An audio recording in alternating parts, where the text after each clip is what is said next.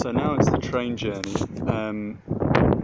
This is my shit scarf. This is the first time I've actually ever done this before. I mean, scarf wise, like, first attempt, not bad. I managed to wrap it around my head, and it's hopefully going to prevent a lot of this dust from getting inside my eyes and my bloody everything, really. So I noticed when the trains went past that some were filled with other things other than just this stuff here, which is the iron ore. I seem to be on a load of black market spaghetti packets. So this is basically